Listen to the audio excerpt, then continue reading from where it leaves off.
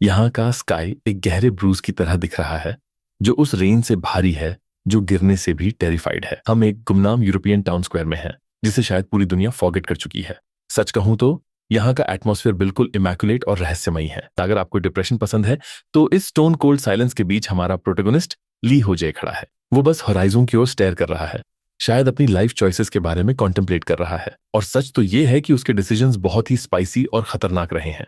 ज्यादातर लोग सक्सेस का रास्ता चुनते हैं, लेकिन हो जाए उसने एक क्लिफ से सीधे उस एबिस की गहराई में स्वान डाइव लगाने का फैसला किया। हम यहाँ हेल डिफिकल्टी की बात कर रहे हैं, एक ऐसा मोड जो इतना ब्रूटल है कि यहाँ सर्वाइवल की चांस केवल 0.01% है। हाँ, उसने सिर्फ एक चैलेंज के लिए साइन अप नहीं किया था, उसने इस मीट ग्राइंडर में अपनी परमानेंट रेजिडेंस बुक कर ली थी। हो जे देखने में एक टिपिकल स्टोइक मैं कैरेक्टर जैसा लगता है, ब्लैक हेयर, शार्प आइज और चेहरे पर कोल्ड कैलकुलेशन का एक मास्क, लेकिन अंदर से उसका ब्रेन जैसे ट्रॉमा की कोई लाइब्रेरी हो। वो एक डस्टी और अबंडन बार की तरफ बढ़ता है, जिसे देखकर लगता है कि वहां सदियों से कोई हैप्पी आवर नहीं हुआ, न कोई बारटेंडर, न ही कोई ड्रिंक्स, बस एक चिलिंग रियलाइजेशन कि वो अकेला सर्वाइवर बचा है। वह सीट लेता है, अपने गियर को एक मेटालिक विस्पर के साथ अनबकल करता है और अपने आखिरी दोस्त कम्युनिटी को बुलाता है। एक चमकता हुआ ब्लू होलोग्राफिक इंटरफेस प्रकट होता है, जो उसे इंसैनिटी से बचाने वाली एकमात्र चीज है। वो 81 स्टोन सेशन के लिए टाइमर को काउंट डाउन होते हुए देख रहा है। वह लॉबी स्टैट्स देखता है और ये नजारा बहुत ही ग्रिम है। इजी मोड में भीड़ है, नॉर्मल भी ठीक है, और हार्ड मोड वाले स्वेट कर रहे हैं। और फिर आता है लॉबी, एक बड़ा और अकेला नंबर 1, सिर्फ वो। लेकिन ठहरिए, एक मैसेज पिंग होता है। ये ली जुनसुक है, जो हार्ड मोड के 90th फ्लोर का एक एलीट क्लाइंबर है, जो पूछ रहा है कि क्या हो जाए अभी भी किसी न्यूबी का वेट कर रहा है जो एग्जिस्ट ही नहीं करता। हो जाए पीछे हटता है और कूल दिखने की अटेम्प्ट करता है, लेकिन आप उसकी डेस्परेशन साफ फील कर सकते हैं। वो फर्स्ट सेशन का एक रेलिक था, जिसे इस ट्यूटोरियल वर्ल्ड में घसीटा गया और गलती से उसने इंस्टेंट डेथ बटन क्लिक कर दिया। जब से दुनिया को हेल मोड की इंसैनिटी का पता चला, कोई भी इतना स्टूपिड नहीं था कि उसे ज्वाइन करे, जब तक कि टाइमर 0 पर नहीं पहुंच गया। 81 स्टोन सेशन की बिगिनिंग होती है। हो जे का हार्ट उसके सीने में मराठोंस दौड़ रहा है। वो बोर्ड की तरफ देखता है और बूम, हेल लॉबी 12। किसी ने सच में ये कर दिखाया, किसी ने वाकई सुसाइड स्क्वाड को ज्वाइन किया है। हो जे अंदर ही अंदर लिटरली स्क्रीम कर रहा है। वो इस मिस्ट्री पर्सन से बेग कर रहा है कि वो मैसेजेस चेक करे, और वो वहां है, एक न्यूबी आर्चर। लेकिन वो यहाँ ग्लोरी के लिए नहीं आई थी। वो सबसे रिलेटेबल शब्द टाइप करती है। मैंने मिसक्लिक कर दिया। उफ, ये तो बहुत ही बड़ा बैड डे है। चैट के ट्रोल्स तुरंत उस पर डॉग पाइलिंग शुरू कर देते हैं, उसे बताते हुए कि वो फक्ट है। लेकिन हो जाए एक गार्डियन एंजल की तरह बीच में आता है। वो कहता है, यो रिलैक्स, मैं ली हो जाए हूं, एक हेल मोड सर्वाइवर, और मैं तुम्हें कैरी करूंगा। वो लड़की अपने स्टार्टिंग जोन के बड़े व्हाइट पिलर्स के बीच शेकिंग कर रही है। उसकी अमेथिस्ट आइज आंसुओं से भरी हुई हैं, लेकिन हो जाए ही उसकी आखिरी लाइफलाइन है। लेकिन तभी एक बॉम्ब ड्रॉप होता है। वो पूछता है कि उसने कौन सा वेपन पिक किया है। वो कहती है, एक बो। हो जय की सोल जैसे उसके बॉडी से बाहर निकल गई हो। हेल मोड में सोलो आर्चर्स, ये कोई बिल्ड नहीं है, ये तो बस होने वाली एक ट्रेजेडी है। वह अपने सर पर हाथ मार लेना चाहता है, जब तक कि वो एक और बात नहीं बताती। मैं एक ओलंपिक आर्चर हूँ। होल्ड अप, हमारे पास एक प्रोफेशनल है। हो जाए एक कंप्लीट 180 लेता है और कहता है कि बोज असल में गोडेड हैं और वो बिल्कुल फाइन रहेगी। वो उसे हेटर्स को इग्नोर करने और सिर्फ उसे लिसन करने को कहता है। वो पहले से ही उसे 60th फ्लोर तक ले जाने का प्लान बना रहा है, क्योंकि उसे 61 स्टोन क्लियर करने के लिए एक पार्टनर चाहिए। इसे कहते हैं हाई स्टिक्स नेटवर्किंग। जैसे ही वो स्ट्रैटेजी टाइप करना शुरू करता है, उसे अपने शुरुआती दिनों की मेमोरीज फ्लैशबैक होती हैं। वो आगोनी, वे मैजिकल वूंड्स और वो स्क्रीमिंग। उसने सबसे वर्स्ट देखा है, और अब बहुत समय बाद वो इस नाइटमेयर में अकेला नहीं चल रहा है। इस कॉरिडोर की एयर बहुत थिक है, ब्लड की स्मेल इतनी तेज है कि आप उसे प्रैक्टिकली च्यू कर सकते हैं। हमारा ली हो जय बुरी तरह गैस्पिंग कर रहा है। उसके लंग्स एयर के लिए स्क्रीमिंग कर रहे हैं, और उसकी स्वेट सोक्ड शर्ट उसके शरीर से चिपकी हुई है। वो सियोल का किंग हुआ करता था, एक प्रो गेमर जिसके रिफ्लेक्सेस गजब के थे, लेकिन यहाँ उसका गेमिंग आईक्यू उसे कहीं नहीं ले जा रहा। उसने एक रेड शील्ड पकड़ी हुई है, उसके नकल स्नो की तरह सफेद पड़ गए हैं, और वो इस लैबिरिंथ के अंधेरे में ऐसे देख रहा है जैसे किसी जंप स्केयर का वेट कर रहा हो। तभी अंधेरा स्ट्राइक्स बैक करता है। ऑब्सिडियन एनर्जी की एक पल्स हवा को चीरती हुई आती है, और हो जे अपने प्योर गेमर इंस्टिंक्ट से रिएक्ट करता है। वह पिवट्स करता है और उस ब्लास्ट को रोकने के लिए एक हाई ऑक्टेन किक मारता है। लेकिन हेल डिफिकल्टी को आपके हाईलाइट से कोई फर्क नहीं पड़ता। एक सिकनिंग साउंड गूंजती है, और वो एनर्जी उसके एंकल को एक सूखी टहनी की तरह तोड़ देती है। वो स्टोन फ्लोर पर गिरता है और उसके गले से प्योर एगोनी की एक स्क्रीम निकलती है। उसकी एंकल को वो डार्क एनर्जी धीरे धीरे ईट कर रही है। आपने पेन टॉलरेंस लेवल 1 प्राप्त कर लिया है। शुक्रिया सिस्टम। जब उसकी सोल तड़प रही हो, तब ये बहुत हेल्प करता है। वो जमीन पर रिथिंग कर रहा है, अपनी स्ट्रेट सोर्ड को लाइफलाइन की तरह पकड़े हुए, और अपने दांत पीसकर लॉबी के लिए विस्पर कर रहा है। उसका ब्लड बह रहा है, और वो पत्थर मॉर्बिड क्रिम्सन रंग का हो रहा है। इन रियलिटी यहाँ कोई रिस्पॉन्ड पॉइंट नहीं है। अगर वो मरा तो सब कुछ गेम ओवर हो जाएगा। लेकिन जैसे ही वो फेड होने वाला होता है, उसका प्रो गेमर ईगो जाग उठता है। वो अंधेरे में किसी स्क्रब की तरह नहीं मरेगा। वो उस एग्जैक्ट मोमेंट को ट्रेस करने लगता है जहां उसने मेस्ड अप किया था। और देखिए, वो वही दिन था जब वो विंडो अपीयर हुई थी अपने उस मेसी अपार्टमेंट में, खाली बियर कैंस और क्रशिंग बोर्डम के बीच। एक ब्लू स्क्रीन पॉपअप हुई जिसने पूछा कि क्या वो ट्यूटोरियल वर्ल्ड ज्वाइन करना चाहता है। नशे में धुत हो जाए ने उस आदमी के कॉन्फिडेंस के साथ, जिसने कभी गेम ओवर नहीं देखा था, सारे डिफिकल्टी लेवल्स देखे।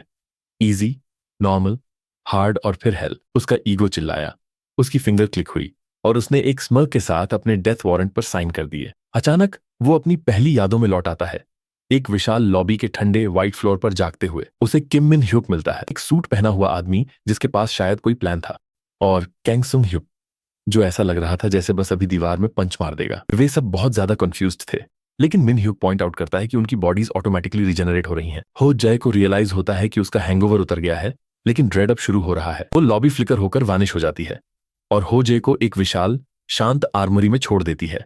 यह स्टील, सोर्ड्स, ट्रिडेंट्स और बोस का एक सैंक्चुअरी है जो दूर दूर तक मार्बल पेडेस्टल्स पर तैर रहे हैं। यह एक क्लासिक आरपीजी स्टार्टर मोमेंट है और हो जय जानता है कि उसका ये चॉइस ही सब कुछ डिटरमाइन करेगा कि क्या वो अगले 10 मिनट सर्वाइव करेगा या जमीन पर एक धब्बा बनकर रह जाएगा।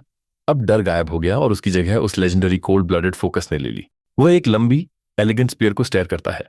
उसका दिमाग एक सेकंड में 1000 सिमुलेशंस रन कर रहा है। वो अपनी ठोड़ी को छूता है, उसके होठों पर एक डेंजरस स्मर्क है और उसकी आंखें कैलकुलेटिंग फायर से चमक रही हैं। अब एक वेपन पिक करने का समय है और इस ट्यूटोरियल को दिखाने का कि एक प्रो के खिलाफ कभी बेट नहीं लगानी चाहिए। हमारा लड़का एक ऐसे चेंबर में खड़ा है जहां से कोल्ड आयरन और बैड डिसीजंस की महक आ रही है। ये स्टील का एक ओशन है, लेकिन वो सिर्फ शॉपिंग नहीं कर रहा, वो अपने सर्वाइवल को मिन मैक्सिंग कर रहा है। उस स्मर्क को देखिए, वो जे की आंखों में वो प्रेडेटरी स्पार्क है। वो इन ब्लेड्स को ऐसे देख रहा है जैसे वे किसी स्पीड रन के वेरिएबल्स हों। किसी और के लिए यह एक नाइटमेयर हो सकता है, लेकिन एक प्रो गेमर के लिए यह एक कैरेक्टर क्रिएशन स्क्रीन है।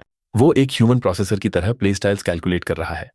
टैंक, डीपीएस, हीलर, उसने सब देखा है। वो भारी एक्सेस और हमर्स को स्किप कर देता है। बहुत ज्यादा कार्डियो चाहिए और उसके स्ट्रेंथ स्टैट्स अभी हल्क लेवल के नहीं हैं। वो एक बो को देखता है और उसके कीटिंग पोटेंशियल के बारे में सोचता है, लेकिन तभी रियलिटी हिट करती है। रेंज्ड वेपन्स तभी काम करते हैं जब आपके पास छिपने के लिए कोई फ्रंटलाइन हो, और उन अजनबियों को देखकर रिलायबल टीममेट्स मिलना नामुमकिन लग रहा था। और अगर वे लोग उसके खिलाफ हो गए तो उसे क्लोज क्वार्टर्स पीवीपी के लिए कुछ चाहिए। वो आखिरकार एक सोर्ड और शील्ड ग्रैब करता है, क्लासिक और रिलायबल, लेकिन तभी सिस्टम उसे एक बड़ा साइक देता है। वो आइटम इन्फो चेक करता है और ये एक डर्टी शील्ड है। यह सिर्फ हेल डिफिकल्टी नहीं है, ये तो डंपस्टर डाइवर एडिशन है। शील्ड में गड्ढे हैं और लेदर फटा हुआ है, और होजे का टेम्पर बिल्कुल जवाब दे जाता है। वो उन रैक्स पर ऐसे चिल्ला रहा है जैसे कोई पागल हो, लेकिन सिस्टम को आपकी रिव्यू से कोई मतलब नहीं है। यहाँ सिर्फ यस या नो है, और हेल में दूसरा ऑप्शन केवल डेथ है। वो अपना गुस्सा पीकर उस ट्रैश टियर लूट को पकड़ता है और बैम, वो वापस व्हाइट लॉबी में वॉप हो जाता है। वहां चॉय मिन सीक है जो एक साधारण ऑफिस वर्कर जैसा दिखता है, जो क्यूंग मिन एक हॉट हेड जो पक्का कंट्रोलर्स तोड़ता होगा, और पार्क सूहा एक साइलेंट मिस्ट्री।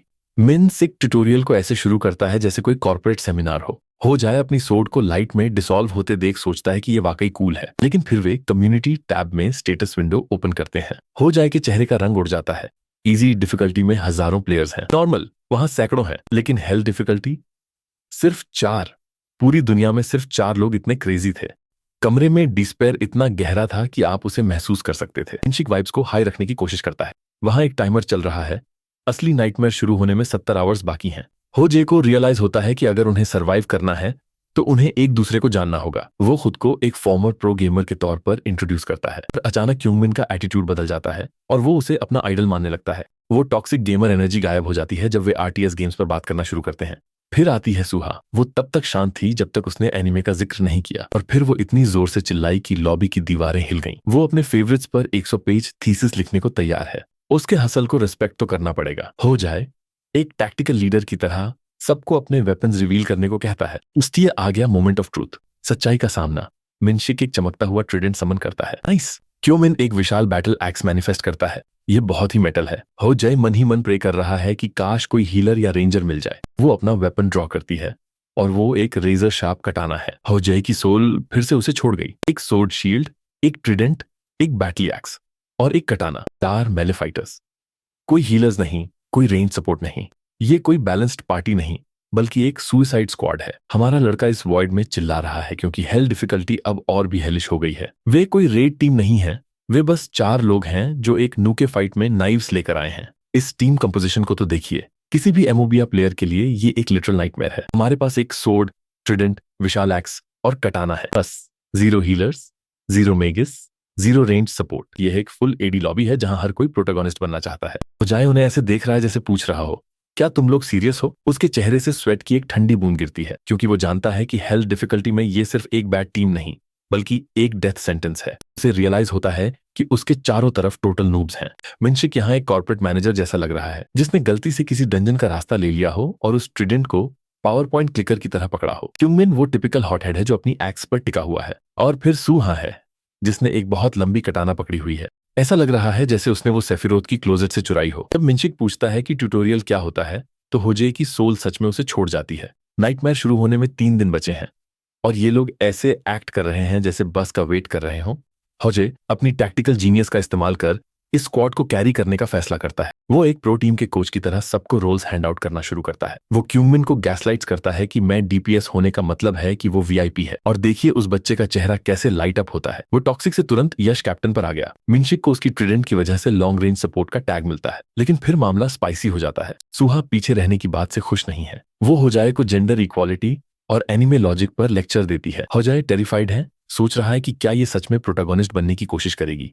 इसके बाद शुरू होता है 70 घंटों का सबसे अजीब ट्रेनिंग कैंप। ये कमरा बेसिकली एक हाइपरबॉलिक टाइम चेंबर जैसा है। आपके वुंड्स इंस्टेंटली हील हो जाते हैं और वेपन सेल्फ रिपेयर, और आपको सोने या खाने की भी जरूरत नहीं है। ये एक ग्राइंडर्स पैराडाइस है, लेकिन यहाँ की वाइब्स बिल्कुल कर्स्ड। सूहा अपनी ब्लेड स्विंग करते हुए चिल्ला रही है, शिमरिंग जडबिन और मूनबीम स्ट्राइक। बाकी सब वहां खड़े होकर सेकंड हैंड एम्बेरसमेंट से मर रहे हैं। क्यूंगमिन उसे स्टॉप करने के लिए बैक कर रहा है, पर वो 100% कन्विंस्ड है कि स्किल्स के नाम चिल्लाने से वे काम करते हैं। सच में उसकी कमिटमेंट को रिस्पेक्ट तो करना होगा। इस कॉमेडी के बीच होजे को ग्रिम रियलिटी का एहसास होता है। अगर ये कमरा उन्हें इतनी जल्दी हील कर रहा है, तो बाहर का गेम उन्हें उतनी ही जल्दी मारने के लिए डिजाइन किया गया होगा। हेल में कोई रिस्पॉन बटन नहीं है। जैसे ही टाइमर आखिरी 10 सेकंड्स पर आता है, मूड शिफ्ट हो जाता है। सारे मजाक खत्म हो जाते हैं। वे 3 दिन एक साथ बॉन्डिंग और ट्रेनिंग में बिताते हैं, बिल्कुल एक असली रेड टीम की तरह। मिनशिक एक भावुक सेंटिमेंटल स्पीच देता है। क्यूंगमिन के चेहरे पर ब्लडलस्ट दिखाई दे रही है, और होजे को उस दुर्लभ पार्टी प्ले कमराडरी का एहसास होता है। वे सब मिलकर उस हेल का सामना करने के लिए तैयार थे, और तभी सिस्टम उनके साथ एक अल्टीमेट साइज खेलता है। वहां एक बड़े पोर्टल की जगह कुछ और ही प्रकट होता है। अचानक वहां 4 अलग अलग ग्रीन वॉर्टेक्सेस स्पॉन होते हैं। ये रियलाइजेशन होजे को किसी फ्राइट ट्रेन की तरह जोर से लगती है। ये कोई स्को ऑप मिशन नहीं था, बल्कि एक सिंगल प्लेयर चुनौती थी। उनकी सारी ट्रेनिंग, वो रोल्स और स्ट्रैटेजी अब पूरी तरह यूजलेस हो चुके थे। सिस्टम ने उन्हें केवल इस डिल्यूजन में रखा था कि उनके पास फ्रेंड्स हैं। पूरी टीम पैनिक में चिल्ला रही है, क्योंकि वे अपने अपने इंडिविजुअल वॉइड्स में खींचे जा रहे हैं। मिनशिक रो रहा है, क्यूंगमिन गुस्से में है, और होजे उस डिसरेस्पेक्ट को समझने की कोशिश कर रहा है जो सिस्टम ने उसे दिखाई है। ब्लाइंडिंग लाइट के साथ होजे को एक अंधेरे और डैम्प कॉरिडोर में छोड़ दिया जाता है। वहां से रोट और एंशिएंट स्टोन की महक आ रही थी, और वहां जलती लैंटर्न्स लंबी और ट्विस्टेड शैडोज बना रही थी। वह अकेला है। वहां न कोई हीलर्स हैं, न ही कोई टैंक्स। अब केवल वो और उसकी रस्टेड शील्ड ही उन हॉरर्स के सामने खड़े थे जो अंधेरे में छिपे थे। वह अपनी सोर्ड पर पकड़ मजबूत करता है, और उसके चेहरे पर एक प्रेडेटरी स्मर्क लौट आती है। टीम वर्क तब तक अच्छा था जब तक वो रहा, लेकिन अब वो प्रो गेमर अब वापस अपने असली एलिमेंट में आ गया है। वे फर्स्ट फ्लोर के अंधेरे में कदम रखता है, और अब असली ट्यूटोरियल शुरू होता है। होजे अपनी किस्मत के किनारे पर खड़ा है, और वो पुलसेटिंग ग्रीन पोर्टल उसे एक नायक की तरह फ्रेम कर रहा है। उसने एक साधारण ग्रे शर्ट और ट्राउजर्स पहने हैं जो किसी पजामास से कम नहीं थे, लेकिन उसके पास सोर्ड और शील्ड है, जिससे साफ है कि वो सीरियस है। हवा में नमी है, एंशिएंट डर्ट की महक आ रही है, और वहां का वाइब पूरी तरह से डंजन जैसा है। वो एक गहरी सांस लेता है और खुद को टफ दिखाने की कोशिश करता है, लेकिन उसके स्वेट से पता चल रहा है कि वो नर्वस है। पर उसका प्रो गेमर ईगो अब जाग रहा है। वो धीरे से बुदबुदाता है, ये आखिरकार शुरू हो गया, और एक बॉस की तरह उस अंधेरे कॉरिडोर में बढ़ जाता है। लेकिन तभी वो पीछे मुड़कर देखता है। वो ग्रीन पोर्टल अभी भी ओपन था। आमतौर पर ऐसे गेम्स में एक बार एंटर करने के बाद आप लॉक्ड हो जाते हैं, जब तक कि आप बॉस को हरा न दें या मर न जाएं। लेकिन तभी एक सिस्टम प्रॉम्प्ट आता है जो उससे पूछता है कि क्या वो वेटिंग रूम में वापस जाना चाहता है। होजाए हैरान होता है कि क्या वो सच में वापस जा सकता है। एक टैक्टिकल जीनियस होने के नाते वो इस मैकेनिक्स को टेस्ट करने का फैसला करता है, और वो वापस उस लाइट के अंदर कदम रखता है। अचानक वो एक विशाल सफेद टेम्पल लॉबी में होता है। वहां साइलेंस है, लेकिन हवा बहुत रिफ्रेशिंग महसूस हो रही है। उसे एक 24 घंटे का काउंटडाउन टाइमर दिखता है, और वो समझ जाता है कि ये उसका सेफ जोन है। ऑटो रिकवरी को चेक करने के लिए वो अपनी हथेली पर कट लगाता है। इसे कहते हैं कमिटमेंट। वो घाव तुरंत एक सफेद वेपर के साथ हील हो जाता है। कोई निशान नहीं, कोई दर्द नहीं। ये बिल्कुल हैक्स जैसा था। हो जाए अब मुस्कुरा रहा है। जब तक वो यहां वापस आ सकता है वो लगभग इमॉर्टल है। जैसे ही वो खुद पर गर्व कर रहा होता है, पोर्टल से एक लड़की गिरती है और सीधे उसके ऊपर आकर लैंड करती है। वो सुहा है। ये एक एक्सीडेंटल फिजिकल कांटेक्ट वाला पल था और वे दोनों बहुत ज्यादा ब्लश कर रहे थे। उन्हें एहसास होता है कि वे अलग अलग इंस्टेंसेस में हैं, लेकिन इस लॉबी में मिल सकते हैं। वे बाकी दोनों का इंतजार करते हैं, लेकिन कोई नहीं आता। हो जाए कम्युनिटी बोर्ड चेक करता है और देखता है कि हेल डिफिकल्टी में अब केवल एक ही सक्रिय है। अब ये ऑफिशियल था कि वे सब सोलो हो चुके हैं। सू हाँ अपनी सुनहरी आंखों से उसे देखती है और एक गंभीर बात कहती है, जब हम वापस आएंगे तो मुझे गेम्स खेलना सिखाना। मैं तुम्हारे बारे में और जानना चाहती हूँ। ये कोई ट्यूटोरियल है या डेटिंग सिम? वो एक मुस्कुराहट के साथ वापस अपने पोर्टल में चली जाती है और हो जाए वहां हैरान खड़ा रह जाता है। हो जाए खुद को संभालता है और वापस उस अंधेरे में डाइव लगा देता है। वो काफी हाइप महसूस कर रहा है। वो अपने स्टैट्स चेक करता है। स्ट्रेंथ 10, एजिलिटी 13, माना 21। वो हर तरह के मॉन्स्टर्स का सामना करने के लिए तैयार है। 30 मिनट बाद भी कुछ नहीं होता। वो बस उस शांत हॉलवे में ऐसे घूम रहा है जैसे कहीं खो गया हो। वह छत की तरफ देखकर चिल्लाने लगता है और पूछता है कि क्या गेम बग्ड है, लेकिन उसकी हाइपर फोकस काम आती है और उसे 2 नई पैसिव स्किल्स मिलती हैं, बैटल कंसंट्रेशन और विल पावर। देखा जाए तो उसे एक पैरानॉइड गेमर होने का इनाम मिला है। लेकिन तभी हवा भारी हो जाती है, जैसे कोई फाइनल बॉस आने वाला हो। सामने डार्क एनर्जी का एक बादल दिखता है और लैंटर्न्स बुझने लगती हैं। ये कोई मजाक नहीं था। हो जे डिफेंसिव स्टैंस लेता है, लेकिन परछाइयां टेंटिकल्स की तरह उस पर हमला करती हैं। वो डर गया है। उसकी नीली आंखों में प्राइमल फियर साफ नजर आ रहा। फिर सब कुछ सफेद हो जाता है। इससे पहले कि वह अपनी शील्ड हिला पाता, एक भयानक ताकत उसके सीने से टकराती है। एक भयानक थुड़ की आवाज आती है, मांस फटने की आवाज सुनाई देती है और हो जाए हवा में उड़ता हुआ दूर जा गिरता है। दीवारों पर खून के छींटे पड़ते हैं। ट्यूटोरियल का मर्सी पीरियड अब सबसे क्रूर तरीके से खत्म हो चुका था। उसके गले से एक चीख निकलती है क्योंकि अब असली नाइटमेयर शुरू हुआ है। पलक झपकते ही सब कुछ बदल गया। तभी एक मेटालिक क्लिक सुनाई देती है और ऑब्सीडियन एनर्जी के साथ हो जे का पैर कटकर अलग हो जाता है। यह बहुत ब्रूटल और ब्लडी था। यही हेल डिफिकल्टी का असली चेहरा है। समय जैसे रुक गया जब उसने अपने कटे हुए पैर को अंधेरे में गिरते देखा। पहले तो वो शॉक में था, लेकिन फिर दर्द का पहाड़ उस पर टूट पड़ता है। उसे समझ आ जाता है कि ये कोई गेम नहीं बल्कि एक मीट ग्राइंडर है। वो ठंडी जमीन पर गिरा हुआ है और अपने कटे हुए पैर को पकड़े हुए है, जहां से काला इचोर जैसा खून बह रहा है। ये कोई साधारण लाल खून नहीं था, बल्कि कुछ बहुत ही डार्क और मालेवोलेंट था। और जब लगता है कि सब खत्म हो गया, सिस्टम एक ट्रोल की तरह उसे पेन टॉलरेंस लेवल 1 की स्किल देता है। उसका पैर गायब है और सिस्टम उसे ये बता रहा है।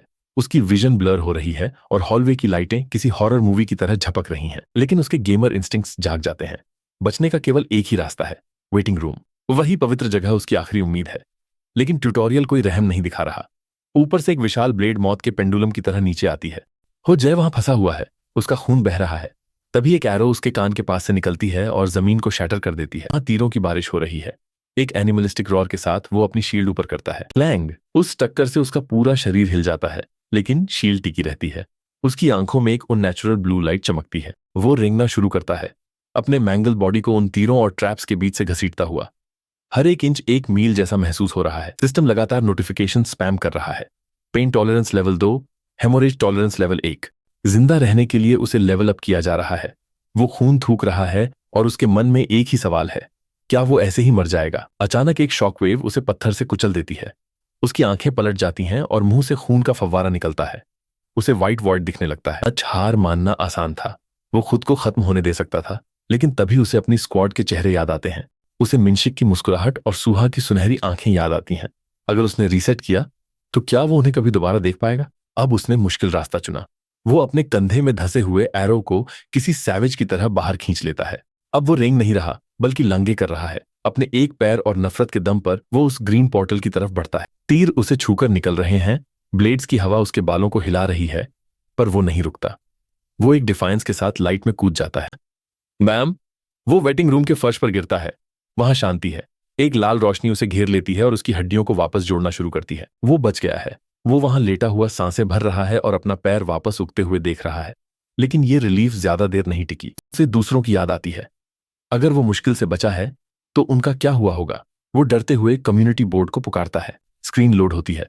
उसकी आंखों में वो नीली रोशनी चमकती है और जो वो देखता है उससे उसका खून जम जाता है। नाइटमेयर खत्म नहीं हुआ था, बल्कि अभी तो शुरू हुआ था। उस वेटिंग रूम की खामोशी अब किसी धमाके से भी तेज थी। हो जय वहां खड़ा है और उस ब्लू स्क्रीन को ऐसे देख रहा है जैसे उसने कोई भूत देख लिया हो। हवा बोझिल है, उसके हाथ कांप रहे हैं और वहां के पत्थर अब टूमस्टोन्स जैसे लग रहे हैं। वो नोटिस बोर्ड पर किसी गलती की उम्मीद करता है, लेकिन सच्चाई कड़वी थी।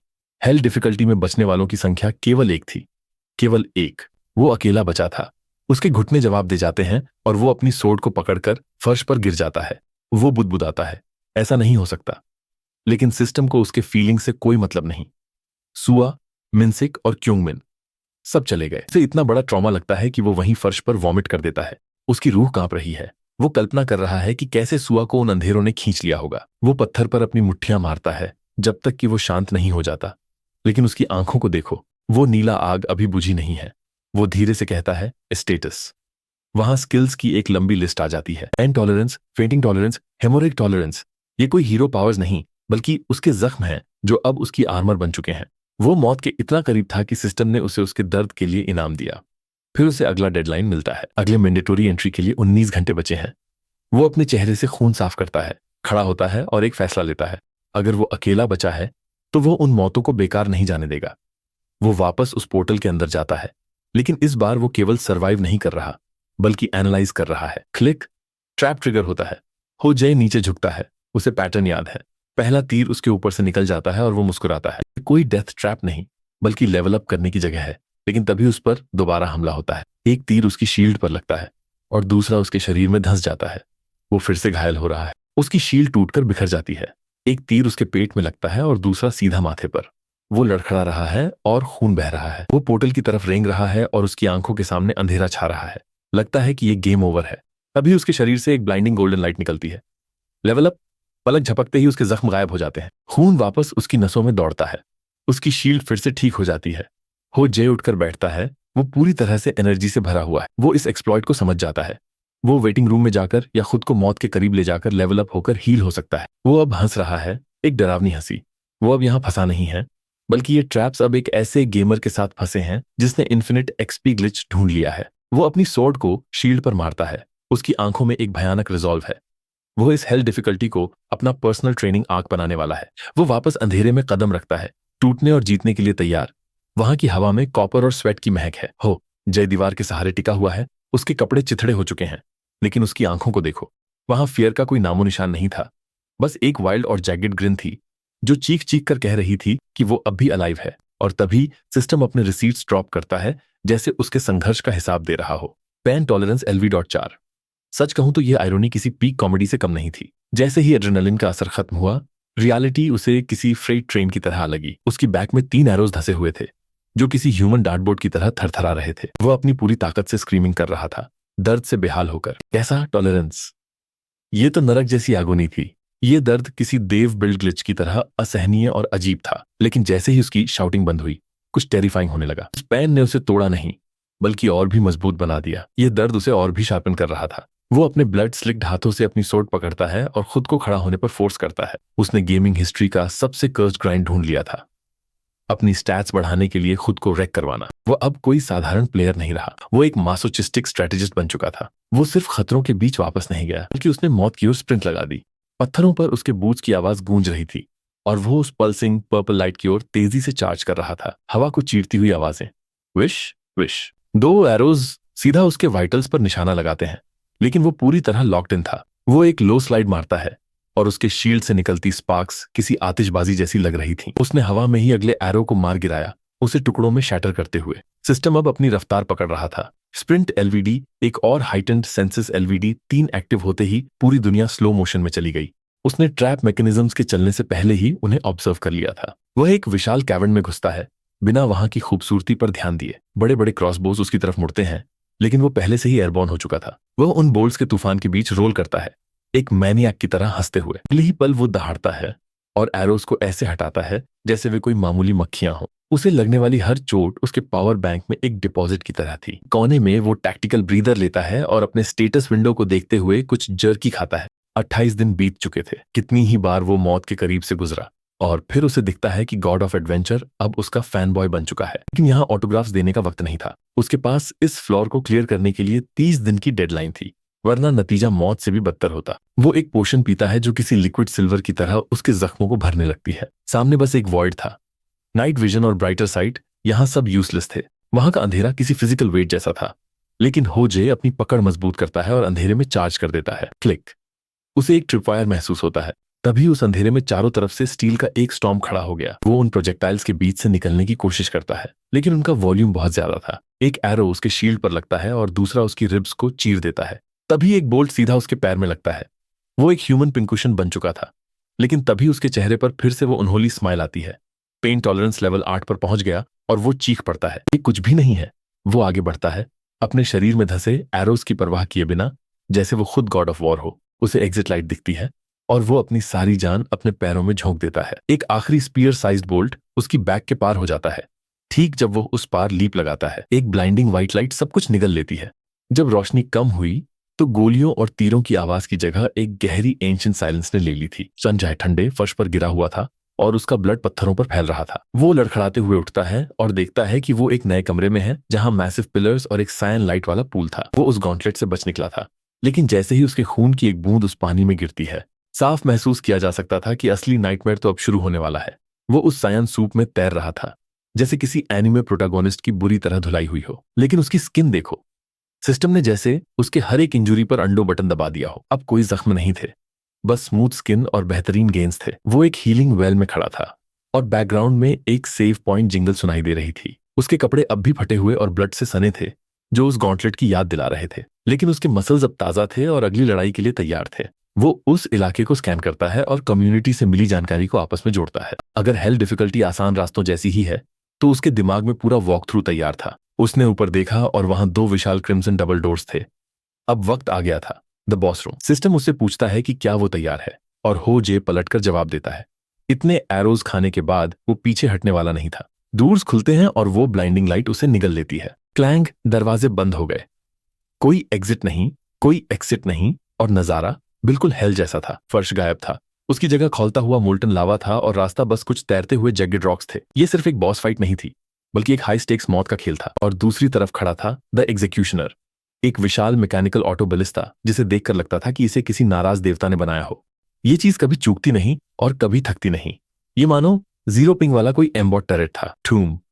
पहला बोल्ट उसके सिर के पास से निकला और उसकी विंड प्रेशर से ही खून निकल आया। बस पत्थरों पर कूद रहा था, जैसे किसी बुलेट हेल गेम का पार्कोर मास्टर हो। लेकिन हमला सिर्फ सामने से नहीं था, ऊपर से भी मौत बरस रही थी।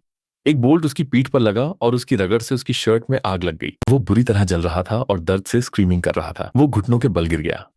ये उसकी लिमिट थी। उसे लावा में अपने पुराने साथियों के घोंस दिखने लगे। तभी उसके अंदर कुछ स्नैप हुआ। उसे अपने पुराने दिनों की याद आई, जब वो एक प्रो गेमर था और हाई स्टेक्स के लिए जीता था। इसे एहसास हुआ कि भले ही ये नरक जैसा दर्द है, लेकिन वो पहली बार अलाइव महसूस कर रहा है। वो एक प्राइमल रॉर के साथ अपनी जलती हुई शर्ट उतार फेंकता है। शर्टलेस, ब्लीडिंग और पूरी तरह अनहिंज्ड होकर वो डीमन किंग मोड में आ जाता है। वो आग के बीच से छलांग लगाता है और हवा में ही बोल्ट्स को मक्खियों की तरह डिफ्लेक्ट करने लगता है। वो उस बालिस्ता तक पहुंच जाता है। उसकी सोड एक अजीब चमक के साथ चमक रही थी। वो गुर्राता है। ये बहुत मुश्किल था, पर अब यह क्लियर्ड है। क्रैश। उसने अपनी तलवार उस आयरन कोर के आर पार कर दी और वो मशीन स्क्रैप मेटल में बदल गई। सन्नाटा वापस लौट आया, बस उसकी तेज सांसों की आवाज गूंज रही थी। वो पहले फ्लोर के खंडहरों में खड़ा था, चेहरे पर एक थकी हुई और ब्लडी स्माइल के साथ। उसने कर दिखाया। वो छत की ओर देखकर अपने खोए हुए दोस्तों के नाम लेता है। 4-1 अब खत्म हो चुका था। अभी धूल भी नहीं जमी थी कि सिस्टम ने उसे रिवॉर्ड्स देना शुरू कर दिया। देखो इन नोटिफिकेशंस को। क्लियर करने के लिए 1000 पॉइंट्स और फर्स्ट क्लियर के लिए और 1000 पॉइंट्स। और रुको, कोई गॉड उसका फैन बन गया है। महज एक बीस्ट की तरह लड़ने के लिए 500 बोनस पॉइंट्स। सिस्टम उसे फुल रिस्टोर देता है और साथ में विंड स्पिरिट्स ब्लेसिंग भी। हो जय वहां शर्टलेस और श्रेडेड खड़ा अपने रिवॉर्ड्स देख रहा था, जैसे कोई अपनी सैलरी चेक कर रहा हो। वो थोड़ा सॉल्टी था कि लेवल अप नहीं हुआ, पर हेल डिफिकल्टी में हर जीत मायने रखती है। अचानक हवा में एक ग्रीन पोर्टल खुलता है, जो किसी नियॉन साइन की तरह चमक रहा था। वो थोड़ा हेसिटेंट था, क्योंकि यहां कुछ भी मुफ्त में नहीं मिलता, पर पीछे मुड़ने का कोई रास्ता नहीं था। वो अंदर कदम रखता है और बूम, नजारा पूरी तरह बदल गया। खून से लथपथ कालकोठरी से एक खूबसूरत पैराडाइज तक, हरी घास और बर्फीले पहाड़, ये सब बहुत पीसफुल और सस्पिशियस था। और तभी उसे वो दिखती है, सफेद बालों वाली लड़की। और क्या वे रैबिट ईयर्स हैं? वे सच में हिल रहे थे। वो पीछे मुड़ती है, उसे विंक करती है और बड़े प्यार से कहती है, नाइस टू मीट यू। हो जय अपने जख्मों के साथ वहां खड़ा था और वो बनी गर्ल उसके चारों तरफ नाचते हुए उसका नाम गा रही थी। वो उसे ट्रोल कर रही थी, जैसे उसे जानती ही न हो। वो बस आपा खोने ही वाला था कि उसने एक बॉम्ब शेल ड्रॉप किया। वो हेल डिफिकल्टी की मैनेजर थी और उसने स्टोर और ऑक्शन विंडोज खोल दी थी। ये एक असली गेम चेंजर था। हो जाए ऐसे यूआई स्क्रॉल करने लगा, जैसे कोई ब्लैक फ्राइडे सेल हो।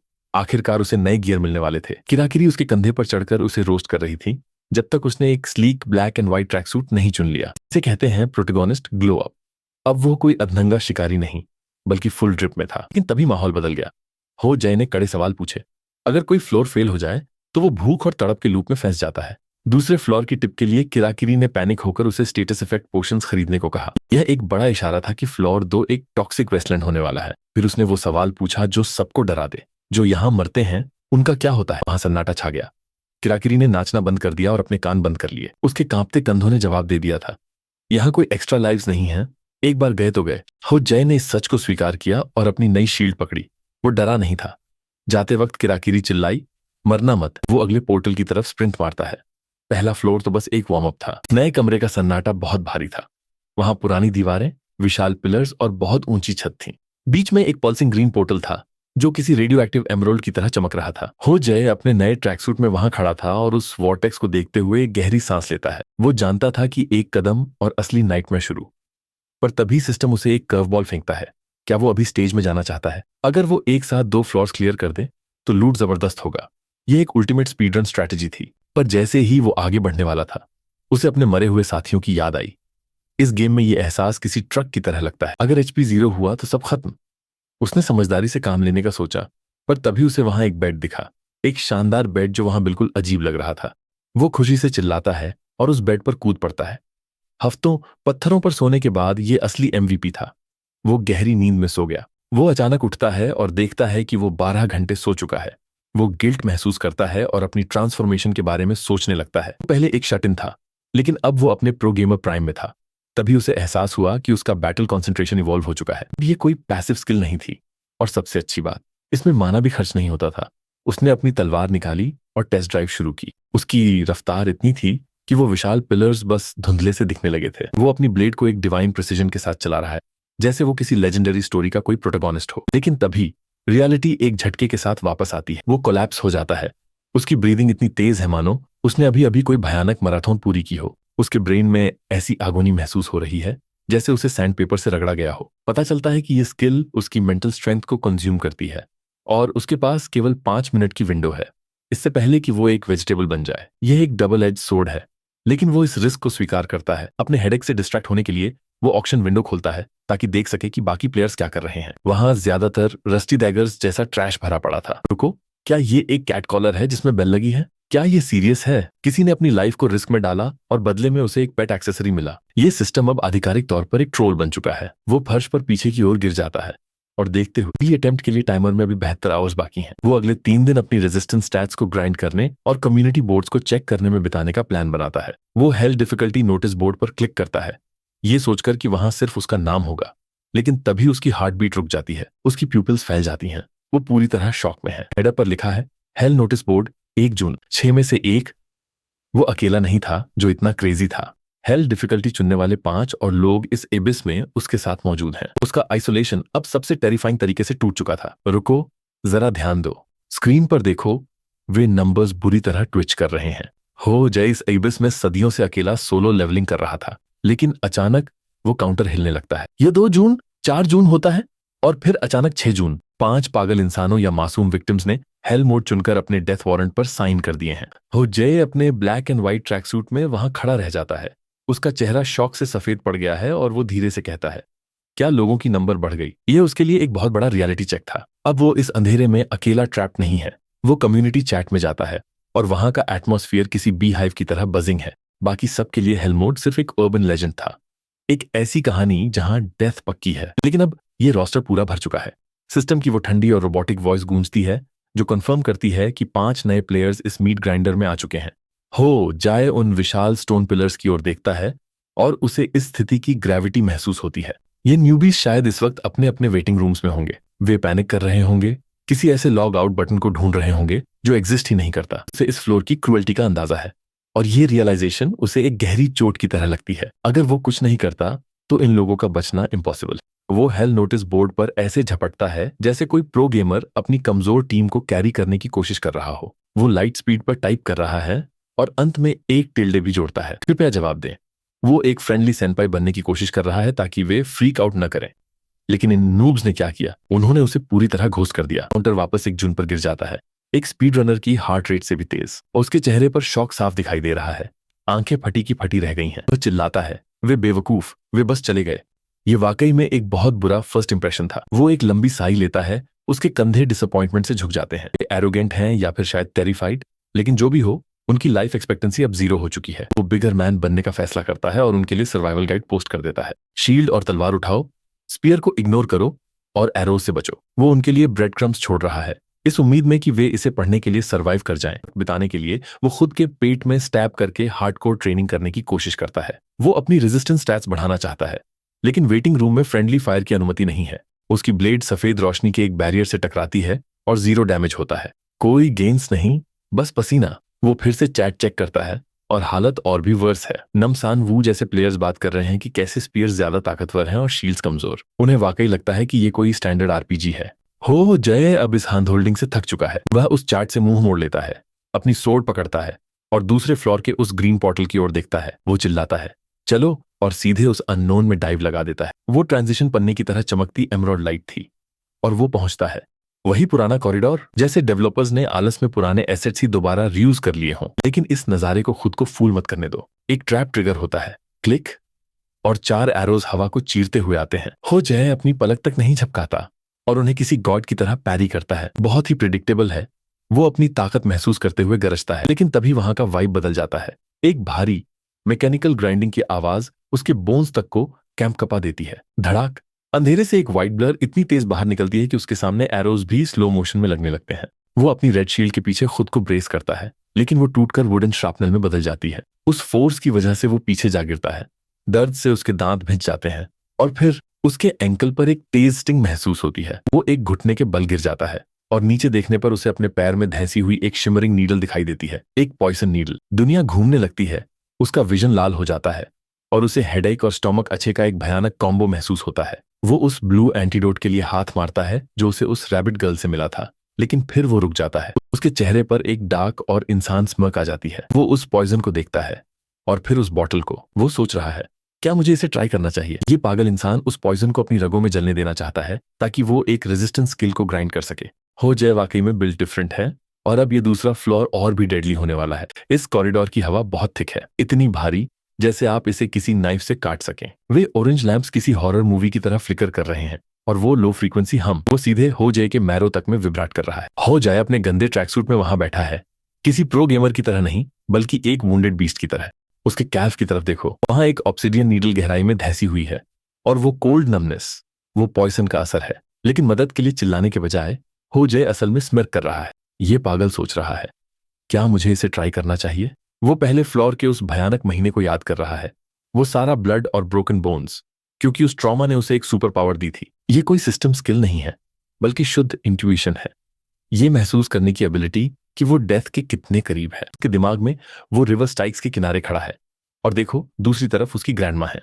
वे उसे वेव कर रही हैं जैसे कह रही हों, अपना ख्याल रखना, और वो वहां मुंह से ब्लीडिंग करते हुए उन्हें वापस वेव कर रहा है। ये वाकई एक बहुत ही डार्क मेंटल एचपी बार है। उसे समझ आता है कि जब तक वो उस रिवर को पार नहीं करता वो सेफ है। तो वो क्या करता है? वो पोशन को इग्नोर करता है, एक डैगर निकालता है और एक बॉस की तरह टूर्निकेट बांधता है। और फिर सिस्टम की आवाज आती है, पॉइजन रेजिस्टेंस लेवल एक अनलॉक्ड। हो जाए यहाँ स्टैट्स फार्म कर रहा है जबकि उसका पैर असल में सड़ रहा है। वह उन मिस नीडल्स को ऐसे इकट्ठा करने लगता है जैसे वे कोई लूट ड्रॉप्स हों।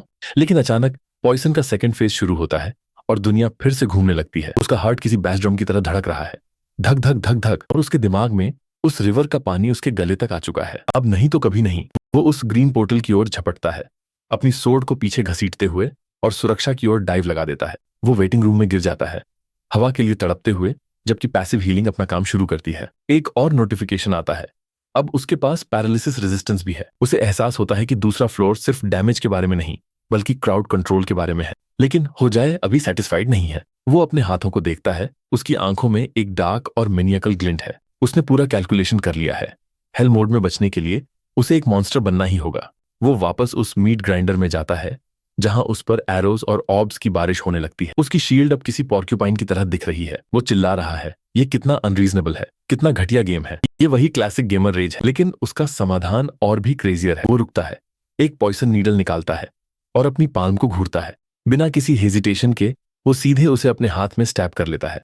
वो दर्द के मारे अपने दांत पीस रहा है, पॉइजन उसकी रगों को जला रहा है, लेकिन वो फिर भी मुस्कुरा रहा है। वह लेवल अप करने के लिए अपने शरीर को 1000 बार तोड़ने को तैयार है। ये कोई मामूली आरपीजी नहीं है, ये हो जे का गॉडहुड की ओर जाने वाला एक ट्विस्टेड पाथ है। इस संकरे कॉरिडोर की हवा अब पूरी तरह टॉक्सिक हो चुकी है। यहाँ कॉपर और ओजोन जैसी गंध आ रही है। हो जाए हवा के लिए ऐसे तड़प रहा है जैसे उसने सोना में मराठों पूरी की हो। उसके बाल पूरी तरह उलझ चुके हैं, उसकी सफेद शर्ट डंजन की गंदगी से भरी है, और वो भारी शील्ड, ऐसा लग रहा है मानो वो पूरा माउंटेन उठा रहा हो। लेकिन उसकी आंखों को देखो, वो सिर्फ थका नहीं है, वो बहुत ज्यादा गुस्से में है। वो अपने दांत पीसता है, अंधेरे में देखता है और अपनी पूरी ताकत से चिल्लाता है, तुम यहां से भाग जाओ। उसे अब मॉन्स्टर्स पर गुस्सा नहीं आ रहा, बल्कि उस एंटिटी पर आ रहा है जिसने इस हेलहोल को बनाया है।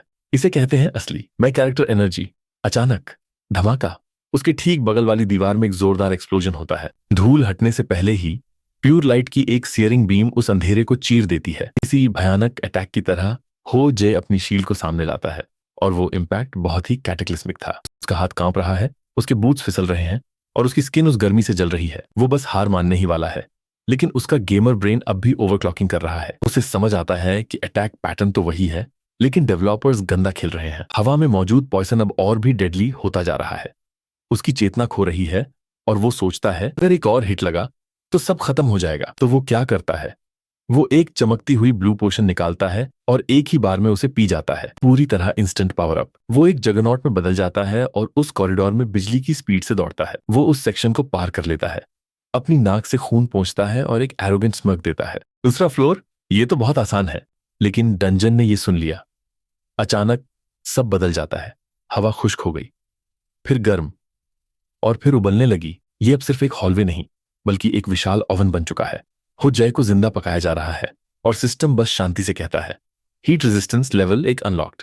उसे एहसास होता है कि वे लाइट बीम्स और पॉइजन सिर्फ एक डिस्ट्रैक्शन थे, ताकि वो यहां ज्यादा देर तक फंसा रहे। इस डंजन का डिसरिस्पेक्ट वाकई में इंसान है। उस पर सिल्वर नीडल्स की बारिश हो रही है और उसकी स्किन लाल पड़ती जा रही है। तो वो एक रेयर फ्रीजिंग पोशन ट्राई करता है, लेकिन वो गर्मी उसे भी खत्म कर देती है। डेस्परेट होकर वो एक 400 पॉइंट स्टेमिना पोशन पीता है।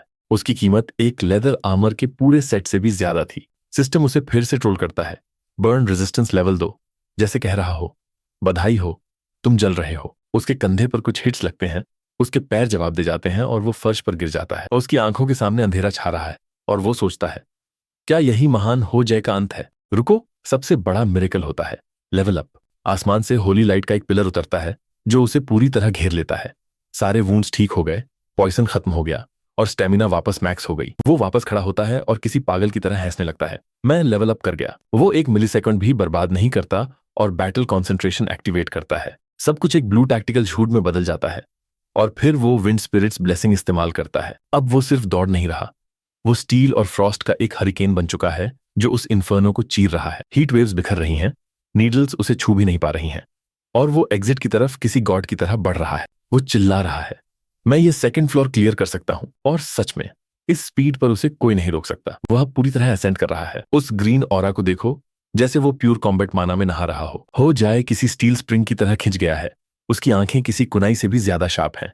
वो दीवारों पर गरजता है, मैं यह डंजन फ्लोर क्लियर कर सकता हूं। सच में हमें उस पर पूरा यकीन है। उसकी डिटर्मिनेशन साफ झलक रही है, क्योंकि वो अपनी फुल पावर दिखाने के लिए तैयार है। पूरी दुनिया एमराल्ड और शैडो के रंगों में धुंधली हो रही है। वो इन बाधाओं को अपनी सफलता की सीढ़ियां बनाने के लिए तैयार है। अब वो सिर्फ एक प्लेयर नहीं है, वो कुदरत का एक फोर्स है, इस क्रूअल ट्यूटोरियल के दिल पर चलने वाली एक तलवार। लेकिन तभी फिजिक्स ने अपना खेल दिखाया। जब वो अपनी ताकत के शिखर पर था, तभी उसके जूतों ने उसे बेट्रे कर दिया। उसके पैर आपस में उलझ गए, और वो महान योद्धा अब क्लमसीनेस का शिकार हो चुका है। वो सिर्फ गिरा नहीं, बल्कि बुरी तरह फिसल गया। वो बस इतना ही कर पाया जब उसका चेहरा जोर से जमीन से टकराया। ये एक मैं कैरेक्टर मोमेंट का बहुत ही बुरा अंत था। हमारा महान योद्धा अब जमीन पर गिरा हुआ है, बस रिग्रेट और चोट के साथ। वो वहां बैठा खून बहा रहा है और दर्द से कराह रहा है। उसे अपनी आखिरी हीलिंग पोशन खुद की इस बेवकूफी भरी चोट के लिए इस्तेमाल करनी पड़ी। ये सबसे बड़ी ह्यूमिलिएशन थी। और फिर सिस्टम ने उसे एक नोटिफिकेशन के साथ और भी ज्यादा रोस्ट किया। The God of adventure PTs you. यहां तक कि देवता भी उसका खेल देखकर अपना सिर पीट रहे हैं। लेकिन हर हार के साथ एक जीत भी आती है। उसने एक नई पैसिव स्किल अनलॉक की, नेचुरल रीजनरेशन। लेकिन शर्त यह है कि इसे बढ़ाने के लिए उसे मार खानी पड़ेगी। वो स्क्रीन की तरफ एक दर्द भरी मुस्कान के साथ देखता है, जैसे कह रहा हो कि वो अब एक प्रोफेशनल पंचिंग बैग बन गया है। लेकिन तभी वहां का माहौल अचानक सर्वाइवल की तरह गंभीर हो जाता है। हवा बर्फीली हो जाती है और परछाइयां एक स्पेक्ट्रल ब्लू लाइट के साथ चमकने लगती हैं। यह अब कोई हॉलवे नहीं बल्कि एक विशाल फ्रीजर जैसा लग रहा है। हो जय को समझ आता है कि उसे एक प्लान चाहिए, इसलिए वो वापस वेटिंग रूम में चला जाता है। ये 19वां दिन है और वो उस सूनी लॉबी में बैठा हुआ सूखी रोटी चबा रहा है और कम्युनिटी बोर्ड चेक कर रहा है। बाहर बहुत टॉक्सिक माहौल है, हर तरफ स्कैमर्स और ट्रोल्स भरे हुए हैं। लेकिन तभी पार्स नाम के एक यूजर की पोस्ट सब कुछ बदल देती है। लेजेंड कहता है कि अगर तुम एक 100th फ्लोर क्लियर कर लेते हो तो तुम रियलिटी में वापस जा सकते हो। घर वापस जाना मुमकिन है। अब गोल तय हो चुका है। असली दुनिया में जाने के लिए 100 फ्लोर्स ऑफ हेल को पार करना होगा। 19 दिन बाद हमारे हीरो का पूरी तरह ग्लो अप हो चुका है। उसने एक कस्टम ग्रे क्लोक और डार्क मास्क पहना हुआ है जिससे पूरी तरह असैसिन वाइब्स आ रही हैं। वो वापस उस फ्रॉस्ट जोन में जा रहा है जहां तापमान 50 डिग्री सेल्सियस तक गिर चुका है। उसके फेफड़े जवाब दे रहे हैं लेकिन उसका शरीर इवॉल्व हो रहा है। वो टफ स्किन और इन्हांस्ड विजन जैसी स्किल्स हासिल कर रहा है। बर्फ के बीच से निकलते हुए वो खुद को किसी सुपरमैन की तरह महसूस कर रहा है। उसे अब इस फ्लोर से चिढ़ हो चुकी है। वो एक ब्लर की तरह हिल रहा है और सारे ट्रैप्स को एक प्रो की तरह डॉज कर रहा है। वो आखिरी पोर्टल को पार करता है और रोशनी से भरे एक विशाल कैथीड्रल में पहुंचता है। यही वो जगह है, द बॉस रूम। वो अपना क्लोक उतारता है, तलवार पकड़ता है और अपनी जिंदगी की सबसे बड़ी फाइट के लिए तैयार होता है। वे विशाल मेटल डोर्स खुलते हैं और अंदर से प्योर रेडियंस बाहर आती है। वो पूरी तरह तैयार है और तभी एक मैसेज आता है, क्या आप सेकंड फ्लोर के वेटिंग रूम में वापस जाना चाहेंगे? क्या ये मजाक है? कोई मॉन्स्टर नहीं, कोई एपिक ड्यूएल नहीं, बस वापस जाने का बटन। हो जय छत की ओर देखकर चिल्लाता है, सच में इस डंजन का ये डिसरिस्पेक्ट वाकई में लेजेंडरी है। इस विशाल सर्कुलर हॉल में सन्नाटा इतना गहरा है कि आप उसे महसूस कर सकते हैं। ऊपर छत सितारों को छू रही है और रोशनी की वे किरणें किसी गॉड की उंगलियों जैसी लग रही हैं। सबके बीच में एक रिदमिक थ्रमिंग हो रही है जैसे इस डंजन का ही हार्ट बीट हो जय शांत नहीं बैठा है। वो कमरे के पार भाग रहा है। शील्ड कसी हुई है और तलवार इतनी जोर से पकड़ी है कि उसके नकल सफेद पड़ गए हैं। उसकी नजर हॉल के अंत में उस स्वर्लिंग एमराल्ड वॉर्टेक्स पर टिकी हुई है। लेकिन जैसे ही वो उस ग्रीन पोर्टल के सामने रुकता है, सारा उत्साह खत्म हो जाता है और उसे पसीना आने लगता है। वो उस जादुई वॉर्टेक्स को देख रहा है जहां से एंशिएंट स्टैटिक की गंध आ रही है और तभी वो ब्लू सिस्टम स्क्रीन फिर से आ जाती है। आप सेकंड फ्लोर के वेटिंग रूम में वापस जाना चाहेंगे? यह एक बेड है, सुरक्षा उसके पीछे है, लेकिन असली ट्रायल उसके सामने है। वो एक पल के लिए हिचकिचाता है, जैसे उसका खुद का रिफ्लेक्शन उससे पूछ रहा हो कि क्या हम वाकई ये करने वाले हैं। और फिर सिस्टम असली धमाका करता है। क्लियर कंडीशन, इस कमरे में कम से कम 3 आवर्स तक रहें। ट्रायल 30 सेकंड में शुरू होगा। हो जय की आंखें फटी रह जाती हैं। वो पूरी तरह अलर्ट हो गया है। 3 घंटे बस यहां बैठे रहना? इस ट्यूटोरियल में सिंपल का मतलब खतरनाक होता है। वो समझ चुका है ये कोई कॉफी ब्रेक नहीं है बल्कि मुसीबतों का पहाड़ टूटने वाला है। लेकिन वो योद्धा अलग मिट्टी का बना है। उसने अपना इन्वेंटरी भर लिया है, उसका इरादा पक्का है और वो भागना नहीं चाहता। वो उस यस बटन को ऐसे दबाता है जैसे किसी लेजेंडरी क्वेस्ट को एक्सेप्ट कर रहा हो। चलो शुरू करते हैं। धमाका, वो स्क्रीन सुनहरे टुकड़ों में टूट जाती है, रोशनी गायब हो जाती है और एक अजीब सी येलो ग्लो फैल जाती है। उसके दिमाग में एक आवाज गूंजती है, अपने जीवन के सबसे दर्दनाक अनुभवों को सहन करो। क्या? इससे पहले कि वो कुछ समझ पाता, फर्श धुंध में बदल जाता है, दीवारें पिघलने लगती हैं और उसका हाई टियर गियर गायब होने लगता है। उसकी शानदार तलवार और ढाल की जगह वही पुरानी रस्टेड ट्रैश आ जाती है। उसकी सारी प्रोग्रेस छीन ली गई। और फिर एक स्पेक्ट्रल एरो उसके पैर में और दूसरा उसके कंधे में जा घुसता है। वो दर्द बहुत भयानक है और ताज्जुब की बात यह है कि उसकी पेन रेजिस्टेंस काम नहीं कर रही। Skill not found. उसका खून बह रहा है। उसे समझ आता है कि ये वही हथियार हैं जिनसे उसने शुरुआत की थी। यह सब एक इल्यूजन है। लेकिन वो आगोनी, वो 100% असली थी। लेकिन ट्रायल तो अभी शुरू हुआ है। धुंध छेंटती है, खून की गंध गायब हो जाती है और अचानक वो एक क्लासरूम में है। उसने स्कूल यूनिफॉर्म पहनी है। ओ नहीं, ये तो सबसे बुरा अनुभव है। क्रिंग, वो अपने पुराने रूप को देखता है जो एक लड़की की तरफ इशारा करके चिल्ला रहा है, तुम मेरी तकदीर हो, मुझसे दोस्ती कर लो। उसे तुरंत रिजेक्शन मिलता है। नहीं, मुझे नहीं करना। कोई एम्बुलेंस बुलाओ, हमारा हीरो इस एम्बैरेसमेंट से मर रहा है। वो अपना सिर पकड़ लेता है और सिस्टम फिर से उसे रोस्ट करता है। The God of adventure PTs you. यहां तक कि देवता भी ये देखकर शर्मिंदा है। वो समय देखने की कोशिश करता है लेकिन घड़ी रुकी हुई है। फिर सीन बदलता है और वो अपने प्रो गेमर दिनों में पहुंच जाता है। लेकिन उसका राइवल वहां है जो उसका मजाक उड़ा रहा है और उसे आउटडेटेड कह रहा है। उसे अपनी वो हार फिर से देखनी पड़ती है जबकि भीड़ निराश होकर चिल्ला रही है। उसका रिवल धीरे से कहता है, तुम रिटायर क्यों नहीं हो जाते बुढ़े? वो जाए अपना आपा खो देता है और चिल्लाता है, चुप हो जाओ। और वो इल्यूजन शीशे की तरह टूट जाता है। वो वापस उस सर्कुलर रूम में है, घुटनों के बल बैठा हुआ, पूरी तरह टूट चुका है। वो ऊपर देखता है, इस उम्मीद में कि सब खत्म हो गया होगा। लेकिन सिस्टम उसे एक आखिरी झटका देता है। अभी तक एक आवर भी पूरा नहीं हुआ है। उसने सालों का साइकोलॉजिकल ट्रॉमा सहा, लेकिन वक्त जैसे थम गया है। अभी इस मेंटल मीट ग्राइंडर के 2 घंटे और बाकी हैं। वह छत की ओर एक पक्के इरादे के साथ देखता है। ये अब सिर्फ एक ट्रायल नहीं है, ये तो साक्षात हेल है।